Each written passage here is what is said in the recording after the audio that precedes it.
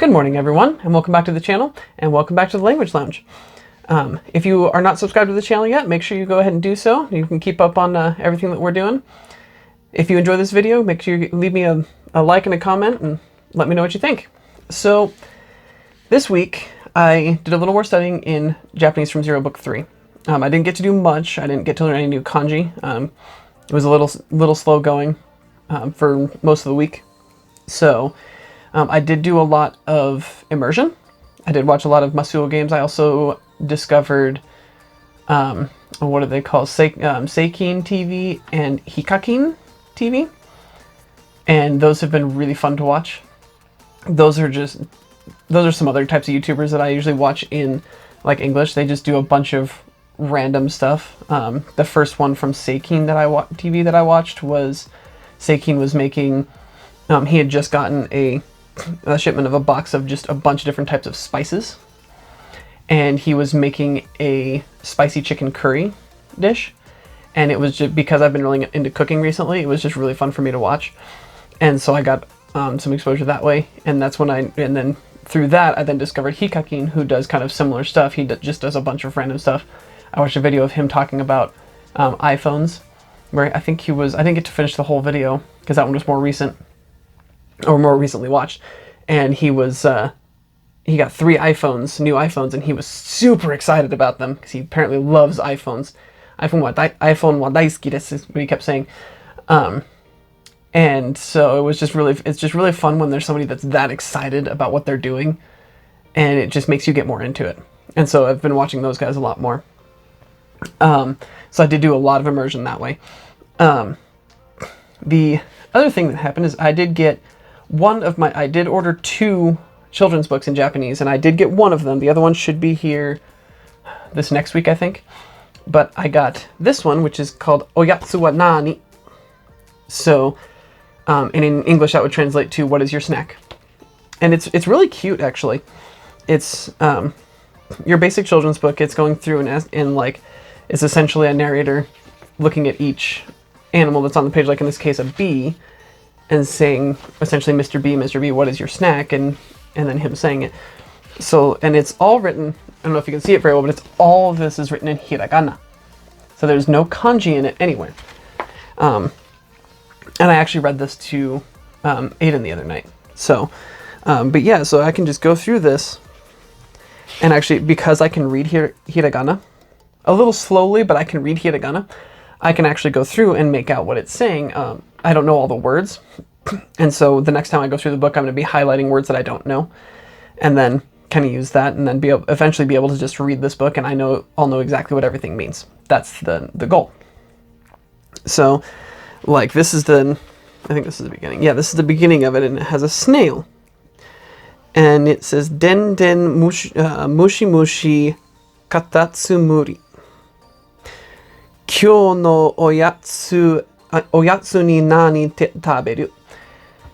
And so that's the whole first thing. And so what I'm assuming at least part of it is snail, what, essentially today, what is your snack today? So the second line, Kyou no oyatsu ni nani taberu, is what is your snack today, or what snack are you eating today?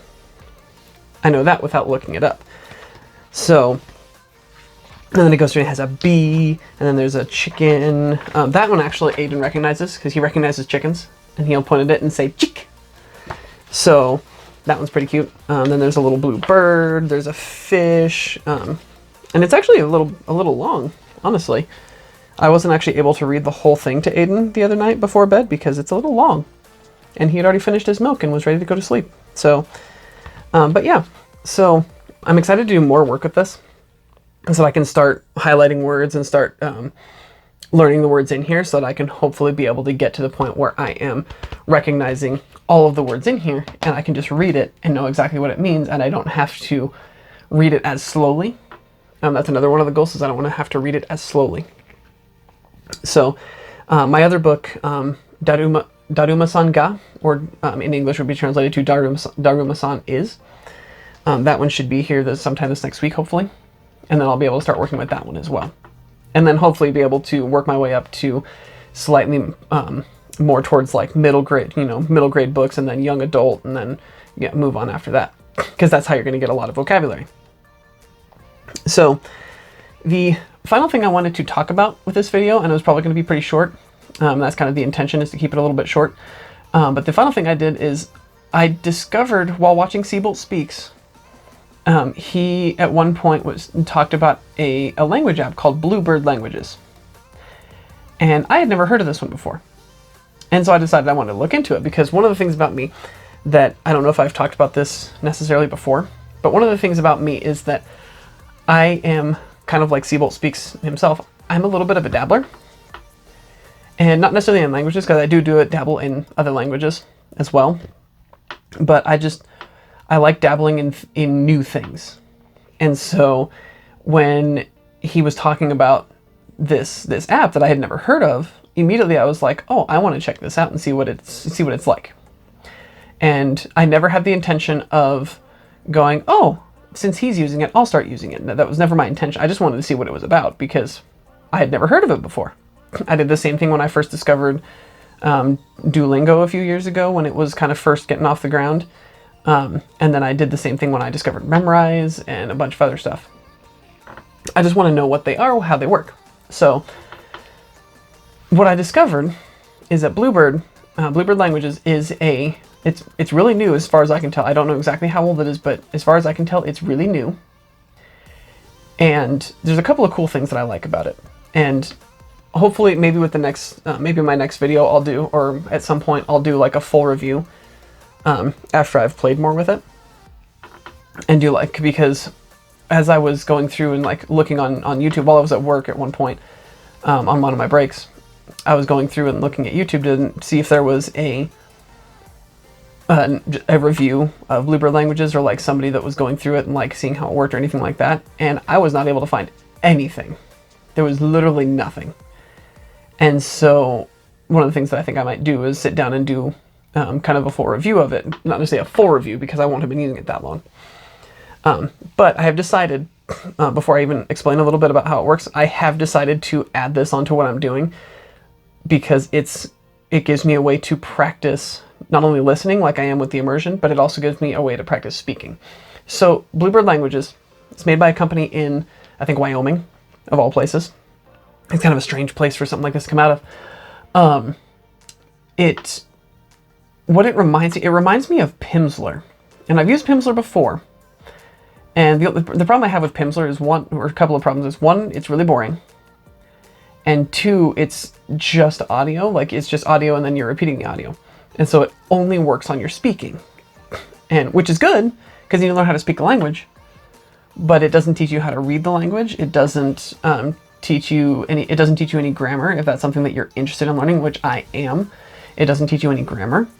It doesn't teach you why the word order is how it is or anything like that in, Japanese and in German and like different things. It just teaches you how to say, this is how you say this is a street, or like this is my address, or whatever. It just says, okay, now repeat this. So with Bluebird, it kind of has a similar feel to it. It has the audio lessons, and they're anywhere from 15 minutes to 45 minutes, depending on the type of lesson you're doing. And I'll go a little more in-depth on it when I do a full review of it. But one of the things that I like about it is at the same time that it's doing the audio lesson, when it pops up a word and says, when I was listening to one of the conversations, it popped up a word and it in your ear, what you're hearing is them say, now say hello. And up above it, which would be in Japanese would be konnichiwa. That was the one that they were wanting, was konnichiwa. And it would pop up a picture on the screen right above the little audio player. And underneath it, because I had the option selected in hiragana or kanji, depending on the word, it had the word konnichiwa, or elevator was one of the words that it taught, was elevator. And so it would have that underneath it, but it would have a picture that went along with it, which is kind of one of the ways that the Fluent Forever works, which is one of the reasons that I like Fluent Forever, except that Fluent Forever doesn't have Japanese yet. But it has a picture, so you can start to correlate the picture with the word konnichiwa, or elevator, or inu, or neko, or anything like that, rather than saying, okay, cat is neko, dog is inu, elevator is elevator. So it kind of helps it that way. And that's kind of one of the ways that I wanted to do it anyway. But in there, and like I said, I'll go a little more in depth with an actual full review after I've been using it for a couple of weeks. But it's so far, I am within the last, because I discovered this on Wednesday at some point, like Wednesday evening. And then Wednesday afternoon. And then I started using it the next day just to kind of see what it was like. And so I've only been using it, today's Saturday, so I've been using it for 3 or 4 days. And so I'm going to give myself a couple of weeks of using it to see how it goes before I do like a full review. So I'll give myself 2 or 3 weeks. But that's something that I've decided to kind of add on to it as of right now. And just to try to get some speaking practice in, especially before I start trying to go and like, you know, Skype call somebody from Japan or something like that. So, but yeah, that's all the stuff I've been doing this week. Like I said, I haven't really learned a huge amount. I did learn the word oyatsu from this book already because I already know the sentence structure in Japanese, and the only word that was on the title that I didn't know was oyatsu, and so I naturally said, because the translation was on the Amazon thing before I bought it, and it said, "What is your snack?" Then I just assumed that oyatsu was snack. Oyatsu wa nani, because nani is what. I knew that. So, but yeah, that's really all that I fully learned. I did write down a few words while I was doing my immersion, but because I wanted to talk about Bluebird, I decided to do a little bit less of that. So normally I'll talk about some of the words that I've learned and things like that, but I also just wanted to talk about the fact that I'm going to use Bluebird now as well. So with that, I think that is everything that I wanted to talk about today. So I hope you all enjoyed this video, and I'll hope to see you all next week. And as always, don't forget to thank the Phoenicians.